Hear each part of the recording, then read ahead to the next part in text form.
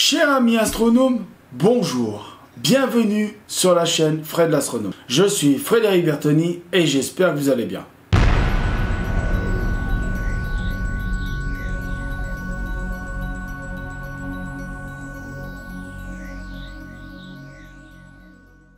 Donc voilà mes amis astronomes, comme je vous avais promis, je vous parlerai, je vous avais dit que je vous ferai une vidéo sur les capteurs. Pourquoi moi je pense, je dis bien moi, je pense que les astrophotographes, ou on va dire plutôt ça en français, les photographes du ciel étoilé, préfèrent aujourd'hui les capteurs plein format, et que ça fait depuis très longtemps qu'ils préfèrent les capteurs plein format.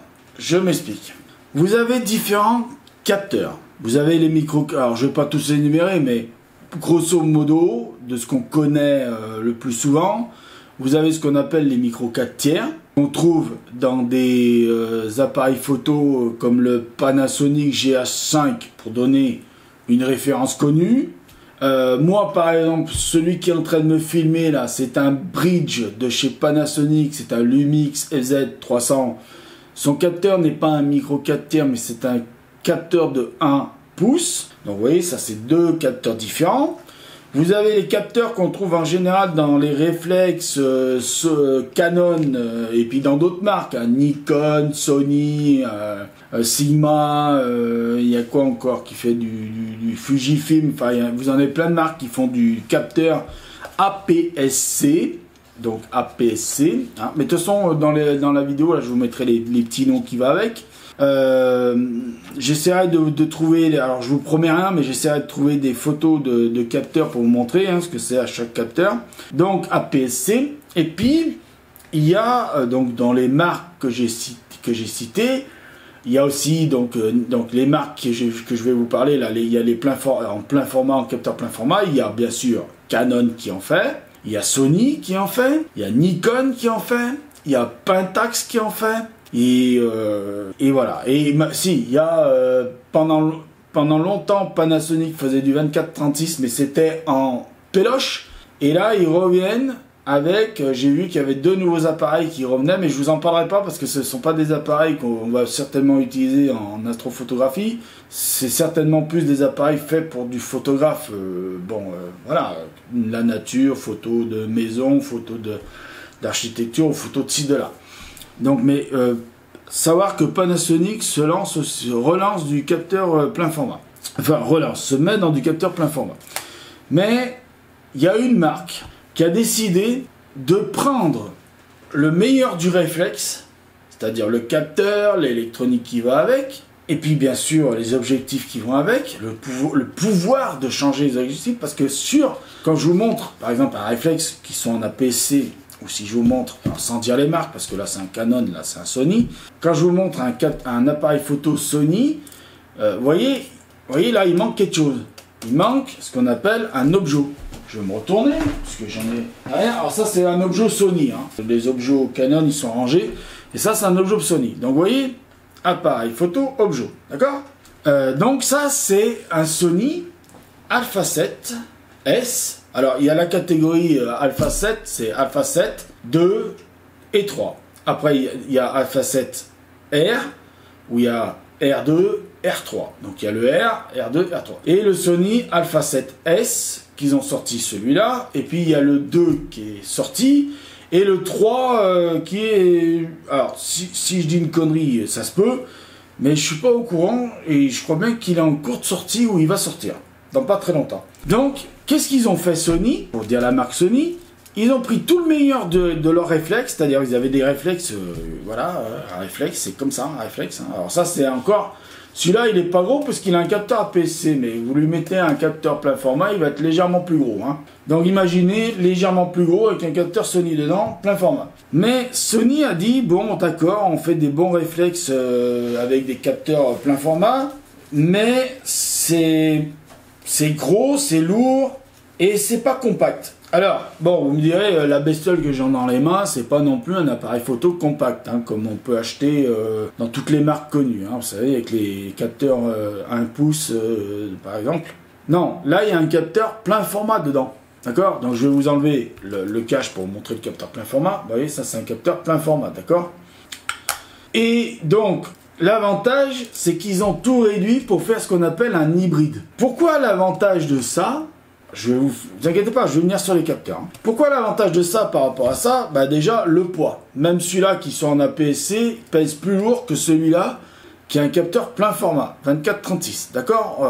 Plus lourd, hein, mais vachement plus lourd. Je peux vous le dire, hein. J'ai pas pris une balance pour le faire, mais bon, c'est vraiment plus lourd.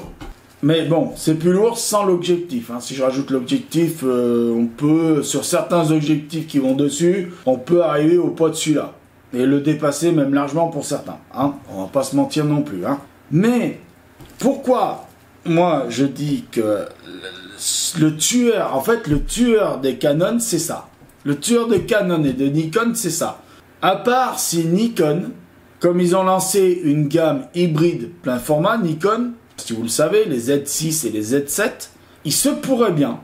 Il y a un bruit qui court, et là, par contre, Sony a peut-être intérêt de trembler, parce que Nikon en astrophoto, ils n'ont jamais été mauvais.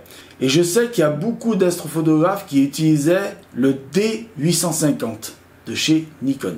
Et même le défiltré D850A de chez Nikon. Chez Canon, il y en a des défiltrés, hein. Ils portent aussi la mention A. Si par exemple vous trouvez un 600D défiltré, ce sera 600DA. Vous avez des 60DA aussi. Mais vous avez aussi des 1300DA. À voir sur AstroShop.de. Donc voilà. Donc voilà le tueur de Canon et le tueur de Nikon.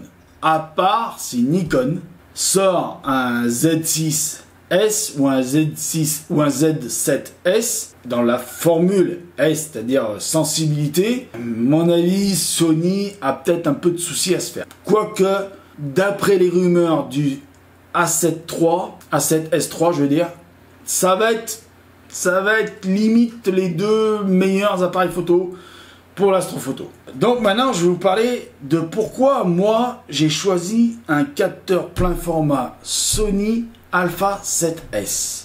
Parce que, je vais vous parler d'abord du Canon APS-C. Pendant longtemps, et vous voyez, j'ai la preuve pendant longtemps, puisque j'en ai deux Canon, j'ai le 600D et le 750D. Celui-là a un capteur APS-C de 18 millions de pixels. Alors, je dis pixels, en réalité, on devrait plutôt parler de photosites. Les pixels sont réservés à l'image. Les photosites, c'est le capteur. D'accord? Donc, dans celui-là, on a un capteur de 18 millions de photosites. Les photosites, qu'est-ce que c'est? C'est ce qui permet au capteur de capter la lumière. C'est de la photosensibilité. Voilà, la lumière rentre dans l'objectif, l'envoie au capteur, tout le capteur, parce que l'objectif est fait soit pour un APC ou soit pour un plein format. Et donc, est fait adapté pour que tout le capteur APC ou plein format capte toute la lumière nécessaire pour que le plein format, tout le capteur fasse l'image. D'accord? Une fois que l'image elle est mise sur votre ordinateur, c'est-à-dire qu'elle est tirée, quoi, elle est machinée sur votre ordinateur, là oui on peut commencer à parler effectivement de pixels. Mais là on parle de photosites. Alors qu'est-ce qui se passe? Un capteur APS-C est plus petit qu'un 24-36. D'accord? C'est 23, quelque chose sur 15 ou 17, je ne me rappelle plus les cotes, mais de toute façon, vous pouvez me croire sur parole, un APS-C est plus petit qu'un plein format. Et sur un APS-C, ils ont été collés 18 millions de photosites. Vous voyez, j'en veux avec les pixels. 18 millions de photosites. C'est pas très grave, parce que avoir un grand nombre de photosites sur un appareil photo, pour un photographe, j'allais dire lambda, mais non, mais il n'y a pas de photographe lambda. Pour un photographe qui l'utilise pour faire de la photo de jour, va rendre ses images beaucoup plus dynamiques. D'accord? D'avoir plus de pixels lui rend l'image, plus de photosites, va rendre beaucoup plus de pixels, donc l'image alors à 18 millions de pixels, et ça va la rendre l'image plus dynamique. D'accord? Sauf que en astrophoto, on ne cherche pas vraiment à avoir la dynamique de l'image. Ce qu'on cherche à avoir, c'est d'être dans un endroit dégagé de toute pollution lumineuse et qui est capable de capter le plus de lumière. C'est-à-dire un capteur qui soit le plus sensible à la lumière. Parce que la lumière que vous allez capter, c'est pas la lumière du soleil, c'est la lumière des étoiles. Quand vous faites, alors là, je parle, attention, je précise, je parle d'astrophoto avec un appareil photo posé sur un trépied avec une télécommande au minimum, hein, et donc un objectif, alors je vous conseille un objectif grand angle avec la plus grosse ouverture possible que vous pouvez vous acheter. C'est-à-dire, si vous tournez aux alentours, déjà au minimum, si vous tournez aux alentours de 2.8, si vous avez déjà des 2.8, c'est déjà pas mal. Après, en dessous, vous descendez à 2.4, 2.8, à 2.4, 2, 1.8, bon, 1.4, si vous avez les moyens. 1.2, si vraiment vous avez encore des gros moyens, parce que là, à partir de 1.4 d'ouverture, avec les grands angles, on commence déjà à avoir ça commence à douiller. Hein. Là, on commence vraiment d'être dans les prix, même pour un APS-C, on commence à avoir des prix qui douillent. Hein. Là, je vous cache pas que c'est vrai que pour les petites... Alors, si, bougez pas, je reviens.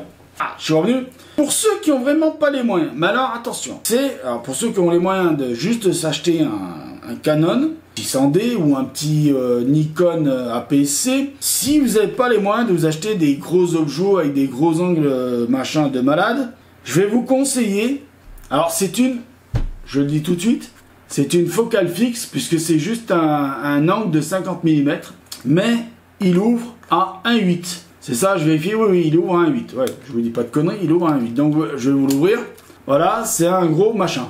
Et avec ça, vous faites rentrer un maximum de lumière là, hein, dans le capteur. Donc là, je vous garantis qu'il ne faut pas être trop là où il y a de la pollution lumineuse. Parce que sinon, vous allez faire rentrer toute la pollution lumineuse dans le capteur, sur le capteur, et vous n'aurez rien du tout. Vous n'aurez pas de belles images. Donc, je vous conseille surtout d'aller loin des villes, des lumières des villes avec ça. Donc ça... À l'ailleurs, d'occasion, vous pouvez peut-être en trouver maintenant aux alentours d'aller, sans dire de conneries, 200, 150, 200 balles, s'ils sont déjà utilisés. Avec un petit objet comme ça, même neuf, celui-là, ça vaut 108 €. Allez, à 400 balles, vous avez ça. Donc là, je suis d'accord, oui, pour des petits budgets, vous pouvez commencer à faire de l'astrophoto sur trépied avec ça. Vraiment. Mais... il y a un désavantage. Malgré que vous lui foutiez un gros capteur, une grosse ouverture d'un 8, même si c'est un 50 mm, je vous conseille d'aller sur du 24 mm, 1.8, là vous serez beaucoup mieux logé.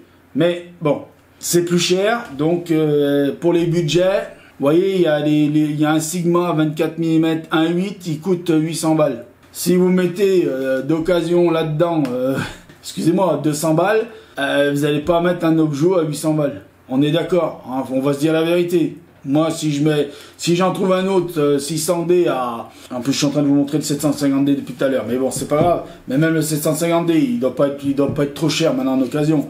Mais voilà, le 600D. Donc, même si vous le trouvez à 200, allez, vraiment 200, grand max, en pas trop mauvais état, et quelqu'un qui en a pris soin, vous allez pas me faire croire que vous allez aller mettre un objet à 800 balles, même si c'est un très bon objet 24 mm, 1.8. Moi, je n'y crois pas. Quelqu'un qui n'a pas l'argent pour mettre 2000 balles là-dedans, vous le savez, il va pas aller chercher un appareil photo comme ça à 200 balles pour mettre 800 balles dans un objet. Celui-là, il fait à peu près, celui-là, je l'ai payé à peu près 100 balles.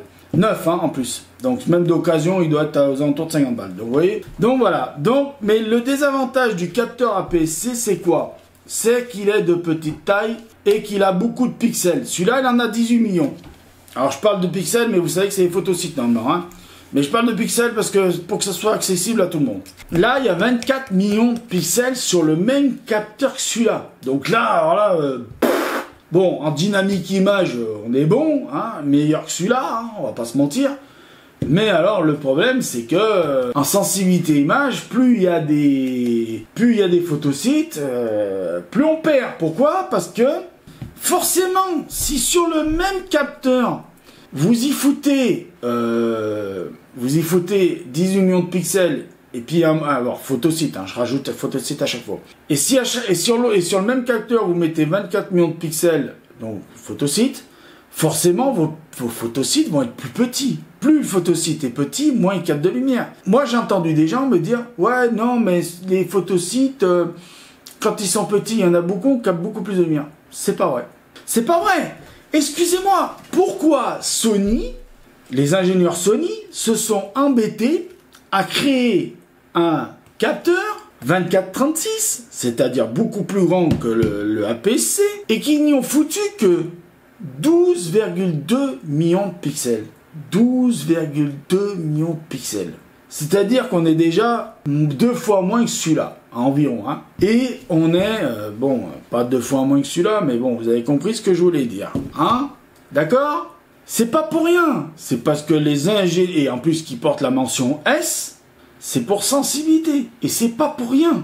Les ingénieurs de chez Sony, ils sont pas plus cons que chez Canon, ou ils sont pas plus cons que chez Nikon, ou que chez Panasonic. D'ailleurs, la preuve du truc. Pourquoi Panasonic, ils ont sorti un GH5 avec un micro 4 tiers aux alentours de 21 millions de pixels, je crois à peu près, si mon souvenir est exact. Et pourquoi un jour ils se sont dit, tiens, si on sortait un GH5S avec un capteur micro 4 tiers et avec 10,5 millions de pixels, donc photosite, vous avez compris? Pourquoi? Il doit bien y avoir une logique à ça. C'est parce que les photosites sur le micro 4 tiers à 10,5 millions de photosites sont plus gros, parce qu'ils sont moins nombreux, et donc plus sensibles à la lumière. Et lui aussi, il porte la mention S, GH5S, Sony Alpha 7S. Ce n'est pas pour rien, c'est pas pour les rigolos, parce que Sony a réfléchi et s'est dit, il y a un marché à prendre avec les astrophotographes. Et là, depuis quelque temps, Canon a perdu le marché des astrophotographes. Alors, on m'a dit, oui, c'est les vidéastes qui se sont détournés de Canon. Faux. Pas que les vidéastes et pas que les photographes diurnes qui font de la photo normale, enfin de la photo normale, tout ça. Non, faux. C'est complètement faux. C'est totalement faux. C'est pas vrai. Les photographes, comme les vidéastes et comme les astrophotographes, se sont détournés de Canon depuis que Sony a sorti le Sony Alpha 7S. Donc voilà, vous avez... Alors, la vidéo va être un peu plus longue, mais c'est pas grave. Donc vous avez compris, en fait, pourquoi les capteurs Sony, pour moi, surtout le S, et puis le S2, bon, j'ai pas pu me le payer. Peut-être que je pourrais me payer un jour le S3, pourquoi pas. Et si d'ici là je peux pas me payer le S3, ben on économisera pour acheter le S4. S'il y a un S4 qui sort. Ou alors si Nikon, comme ils ont sorti les Z6 et les Z1, les Z7, excusez-moi, Z6 et Z7. Oui, parce que j'étais en train de repenser le Panasonic, je crois que c'est le Panasonic C1 qu'ils ont sorti, qui est aussi un hybride plein format, parce que les Nikon c'est des hybrides plein format aussi. Donc là c'est pour ça que là je vais faire un peu mon mea culpa pour Sony. Sony est en avance, ok, pas de problème, sur les capteurs sensibles ils sont en avance, très bien. Je dirais une chose sur Canon à la fin. Sony, très bien, ils sont en avance, super, nickel, machin, y a pas de souci. Le problème c'est que c'est bien beau d'être en avance et d'avoir créé l'hybride capteur plein format avec différents capteurs, hein. Vous avez le S3, vous avez le 7S 3, enfin vous avez le 7 3, vous avez les R qui sont pour les rendus et le S pour la sensibilité, hein. Ça c'est super d'avoir inventé ça Sony, mais ça a donné des idées à vos concurrents Panasonic et Nikon. J'ai bien peur moi que Sony ait à trembler dans les années à venir. Pourquoi ? Parce que si Panasonic et Nikon se lancent dans de l'hybride plein format, qu'est-ce qui les empêche un jour de se lancer de continuer toujours dans l'hybride plein format et de faire du capteur sensible? Qui les empêche? Donc là, oui, je suis d'accord, Sony a intérêt de trembler. Je fais mon mea culpa, oui, tout le monde ne peut pas se payer 2000 € d'appareil photo nu, encore moins 2500 € de kit photo. Encore moins. Ça, je suis entièrement d'accord. C'est pour la raison que j'ai acheté cet appareil nu, parce qu'il coûtait 2000 € et que j'avais la possibilité de le payer en 4 fois. Sinon, il n'y aurait pas eu ces possibilités. Au jour d'aujourd'hui, je serais encore avec mon 600 et avec mon 750D de chez Canon. Donc, quand on me dit, ouais, ils n'ont pas tous les moyens de se payer ça, oui, moi non plus. Il y a des solutions de paiement. Alors, attention, je fais mon mea culpa, encore une fois, c'est vrai, aussi, je suis d'accord, que tout le monde ne peut pas mettre 500 balles par mois dans un appareil photo. Je suis d'accord. Pourquoi j'ai pu... Alors, j'avais acheté un objectif qui n'était pas l'objectif d'origine. Mais pourquoi aujourd'hui, enfin aujourd'hui, il y a quelques mois déjà, pourquoi j'ai pu acheter le capteur d'origine, qui est vendu, les deux, 2500 € environ. Pourquoi j'ai pu l'acheter aujourd'hui? Parce en fait, il coûte maintenant, tout seul, 260 €. Voilà, c'est pour ça que j'ai pu l'acheter. Sinon, j'aurais jamais pu l'acheter. Au prix vendu seul, tout seul, il était, je crois, il y a un an, il était encore aux alentours de 800 € tout seul. Tout seul. Donc, vous voyez, l'avantage qu'il y avait de l'acheter en kit, c'est que le kit plus l'appareil photo, 2500 balles. Vous achetiez l'appareil photo d'un côté, 2000 balles à l'époque, hein, ou même un peu plus. Vous achetiez l'objet à côté, à l'époque, vendu 800 €. Ça faisait 2800. On calcule bien. Là. Moi, ça m'a fait 2260. Il y a quand même une petite marge. Mais je sais, c'est super. C'est comme pour le télescope que j'ai. Il coûte 2500 balles.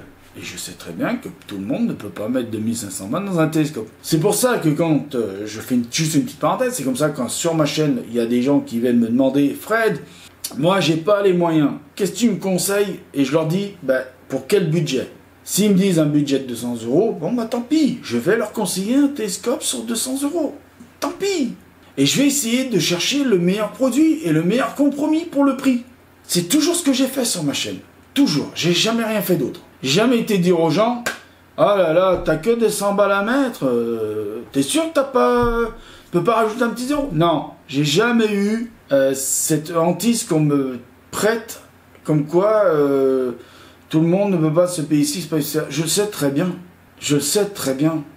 Parce que je ne gagne pas, moi, des centaines de mille par an, par mois même.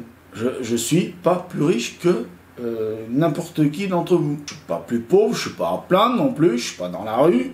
Mais voilà. Donc, je vais revenir sur Canon, parce que j'ai dit que j'allais en parler. Canon, pendant un moment, pendant longtemps, il faisait que du réflexe APS-C et du réflexe plein format. Et puis il faisait des appareils photo, qui claquent ou des bridges. Il commence à se mettre à faire de l'hybride. Sauf que l'hybride, c'est encore... Alors, il y a un plein format. Mais le problème, c'est que c'est encore... Il n'y a pas l'ultra haute définition. Il n'y a pas plein de choses que certains astronomes amateurs ou que certains... astrophotographes demandent. Chez Canon, ils sont pas encore capables de sortir. Alors, ils sortent un plein format hybride, mais qui n'est pas encore capable de sortir de la 4K et du HDR. C'est nul. Alors moi, celui que j'ai dans les mains, il sort pas de la 4K HDR. Il y a un avantage. Là, j'ai sur le côté une prise HDMI. Et en rajoutant un enregistreur externe, je peux sortir de la 4K HDR. Alors, c'est vrai, ça fait encore ajouter au minimum 800 balles. C'est vrai, je ne vais pas vous mentir. Mais n'empêche que je peux le faire. Si un jour, j'achète le matos. Tout l'avantage pour le moment, c'est Sony. Je vais quand même dire, attention, Sony, il y a Nikon, Panasonic qui arrivent. Et je vais dire, écoutez, Canon est encore en retard sur le matos. Canon est encore en retard. Je suis désolé, mais faites le tour des chaînes YouTube, et pas que ceux qui pratiquent de l'astrophotographie avec un appareil photo sur trépied. Allez voir aussi les professionnels vidéastes, allez voir aussi les professionnels photos qui sont là-dedans à fond de fond, et qui c'est leur métier en dehors de YouTube, allez les voir et vous verrez. Ils vous diront, vous verrez leurs vidéos, vous diront toute la même chose. Canon est en retard. Et j'en suis désolé de le dire. Et je suis désolé de dire que Canon est en retard. C'est une vérité. Ce n'est pas un mensonge. C'est comme ça. On n'y peut rien. Donc là, j'ai encore fait une grosse vidéo pour faire beaucoup de blabla, comme il y en a qui diront. Mais c'est pas grave. Au moins, j'ai donné plein d'informations. Donc, oui, je conclure par oui, c'est cher. Mais ça a plein d'avantages. Beaucoup d'avantages. Énormément d'avantages. Plus qu'un APS-C. Alors, on va quand même conclure sur les Canon, parce qu'on va quand même pas dire que Canon c'est nul, c'est pourri, il faut y foutre à la poubelle. J'ai pas dit ça. Je dis simplement que pour ceux qui ont des petits budgets, c'est très bien. Condition que vous mettiez des objets grande ouverture et grand angle. C'est tout. C'est à ces seules conditions-là qu'il faut penser comme ça, c'est pas autrement. C'est pas en disant, ouais, je sais pas quoi. Non, ça marche pas. Il faut penser que y a des ingénieurs qui ont créé des appareils photo avec des capteurs sensibles. C'est pas pour rien, c'est pas pour les chiens et c'est pas à mettre à la poubelle. Et quand j'entends, moi, des discours contre les appareils Sony et on me dit, ouais, mais Canon, c'est le meilleur, c'est le numéro 1 des ventes mondiales au jour d'aujourd'hui, j'ai juste envie de dire une chose, ce n'est pas vrai. Ce n'est plus vrai. Canon n'est plus le numéro 1. Est-ce qu'un jour il va le redevenir? Pourquoi pas? Et je le souhaite. Ce n'est plus le numéro 1. Ce n'est plus le numéro 1. Je tenais à vous le dire. Canon n'est plus le numéro 1 des ventes chez les photographes, chez les cinéastes et chez les astrophotographes. Ce n'est plus le numéro 1. C'est fini. Donc voilà, j'en finis là avec ça. Je vous dis au revoir, à bientôt. Prenez soin de vous. Mettez l'œil à Lucky Air parce que là où il y a plein de choses à voir. Et je vous dis bon ciel, ciao pour de prochaines vidéos.